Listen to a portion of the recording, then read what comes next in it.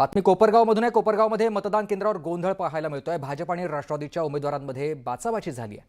मतदारांवर उमेदवार प्रतिनिधी प्रभाव टाकत असल्याचा दोन्ही गटाकडून आरोप होतोय आणि पोलिसांसमोरच दोन गटांमध्ये त्यानंतर बाचाबाची झाली। पोलिसांनी हस्तक्षेप करत दोन्ही गटांना मतदान केंद्रापासून दूर नेलंय आणि मतदार प्रतिनिधी आणि पोलिसांमध्ये यामुळे शाब्दिक चकमक झाली। कोपरगावमधल्या एसजी महाविद्यालय या ठिकाणी मतदान केंद्रावर काही काळ तणावाचं वातावरण निर्माण झालेलं होतं। मतदान केंद्राच्या परिसरात दोन्ही गटाच्या समर्थकांची मोठी गर्दी जमली आहे।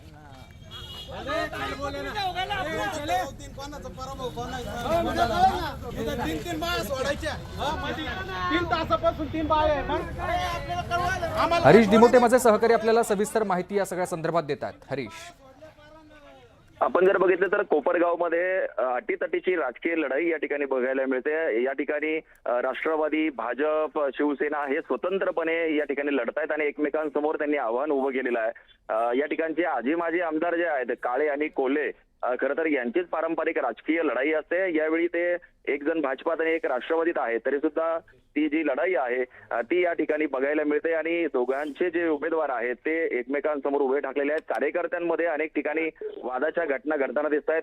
गोकुळचंद विद्यालयामध्ये मतदान सुरू असताना जे कार्यकर्ते आहेत किंवा उमेदवार आहेत हे आतमध्ये आलेले होते आणि राष्ट्रवादीच्या लोकांनी आरोप केला की भाजपचे लोक मतदारांना वर प्रभाव टाकतायत आणि त्याला राष्ट्रवादीला मतदान करायचं आहे, मात्र ते भाजपला मतदान करून घेत आहेत, अशा प्रकारचा त्यांचा आरोप सुरू झाला। एकमेकांची बाचाबाची सुरू झाली।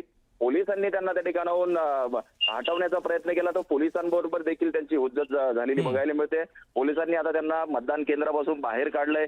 ते ऐकण्याच्या मनस्थितीत नव्हते, एकमेकांवरती सगळे धावून येत होते। आता मात्र पोलिसांनी परिस्थिती नियंत्रणात आणली आहे। मात्र कुठेतरी कोपरगाव मधली लढाई जी आहे ती रंगतदार होते आणि कार्यकर्त्यांमध्ये देखील वादाच्या काही घटना घडताना दिसतात। धन्यवाद तुम्ही दिलेल्या सविस्तर माहितीसाठी।